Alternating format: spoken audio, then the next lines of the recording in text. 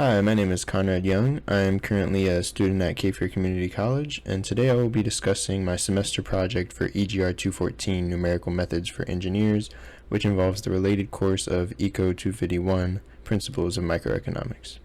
So for my MATLab tutorial, I decided to make a retirement calculator, and what that does is it gives the user some information about the future retirement situation based on 7 key factors, as you can see below.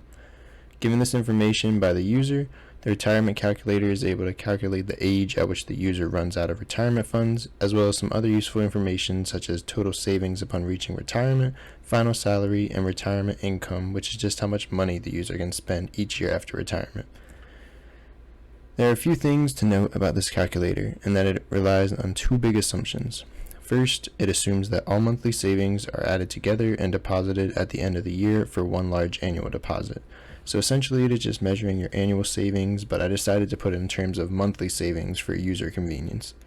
And secondly, it assumes the user's salary or household income increases by 2% each year, which is pretty much saying it assumes you get a slight raise in salary each year. Looking at some of the formulas for this calculator, there really aren't many specific formulas needed. It is just mostly basic math operations, but I did list the 3 most prominent ones used in my calculator, and that begins with the simple percent to decimal equation. I used this equation twice in my project to convert the percentages of inflation and final salary given by the user into a decimal to be used for future calculations, such as this next equation, which I used to account for inflation. How it works is, it takes the retirement income of the user and increases its value each year after retirement by adding 1 to the inflation rate and raising it to the nth power, where n is the number of years after retirement, and then multiplying that by the original retirement income. By doing this, I am assuming that the user will have spent more money each year after retirement, depending on the given inflation rate, which means that they will lose more money from their savings each year. And with my final equation, it is a simple formula that calculates the increase or decrease in the value of something by timesing the current value by the percentage decimal and then adding that to the current value. For my project, I used this formula to calculate the increase in salary each year, which as mentioned above is increasing by 2%, or the decimal value of 0.02 annually. Alright, so now that we looked at some of the basics of the retirement calculator and defined what exactly it does, let's take a look at the code and then jump into a practice problem or two. For time management, I am only going to go over the major functions of this calculator, so if you want, you can pause the video to get a better glimpse or understanding of the code. Okay, so starting off here at the top, you can see 3 simple DISP functions, which just displays the title of the project, retirement calculator, and it is separated by 2 blank lines just for visual convenience. So below that we have the 7 main factors of this calculator, which are all user inputs, and what the coding means is that the user will be displayed with the purple text on the screen asking them to input each variable according to the specific text, and we will get a better view at how that looks when we look at an example. Something to note here is that if the user fails to input just an integer, the calculator will display an error message, so it is important you type in a real integer without any spaces, commas, or special characters, including the percent symbol. Now, looking at the first for n loop, the purpose of this is to calculate the annual increase in salary each year and put each value in a vector corresponding to the years in between the user's current age and retirement age, which is done through the use of a counter, or in this case, the variable CTR.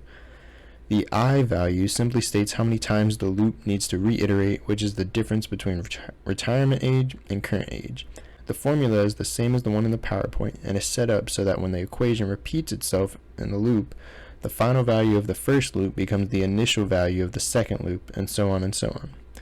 And finally, the variable SALCHG, which was defined as an empty vector before the loop, is now being filled with the resulting salaries of the given time period, which is what line 29 is doing.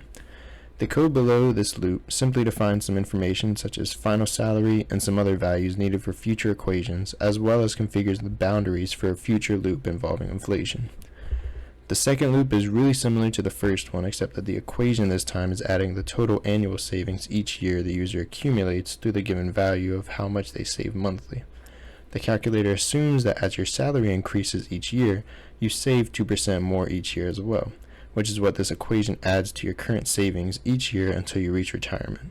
Finally, with the last loop, the same thing applies here except that the limits of the loop change some to match when the user will run out of money, since the loop is calculating the decrease in savings after the user retires and calculates how much money is being taken out of savings each year with accordance to the total income desired by the user as a percentage of their final salary. Here, the inflation equation from the PowerPoint is being used, and that number is being subtracted from the total amount of savings each year until the number eventually reaches $0.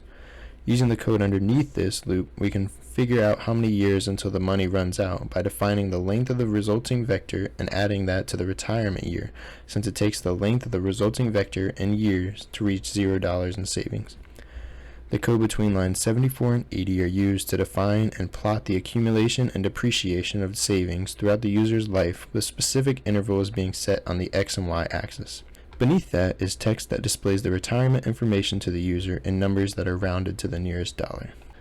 Alright, so now looking at an example, let's assume an annual household income of $60,000, current retirement savings of $20,000, monthly retirement savings of $1,500, a current age of 25, and a retirement age of 70.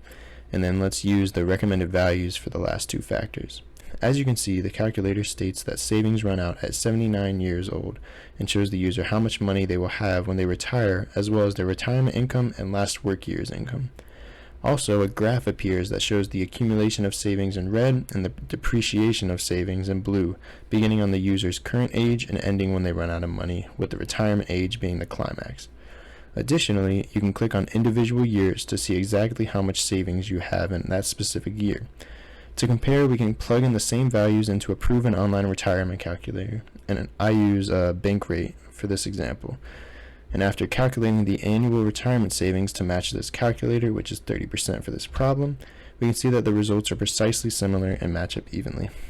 In conclusion, when taking a look at the benefits of this MATLab retirement calculator, first of all, it is a very practical application that can be used by anyone to help get a glimpse into their future financial situation. Secondly, it heavily reduces human error since there are only 7 easy user inputs compared to the multiple steps of calculations that would have to be done manually without a calculator. On that note too, the timing is tremendously more convenient when using this program rather than doing it by hand. That is all for my project though. I hope it was really informative and thank you for watching.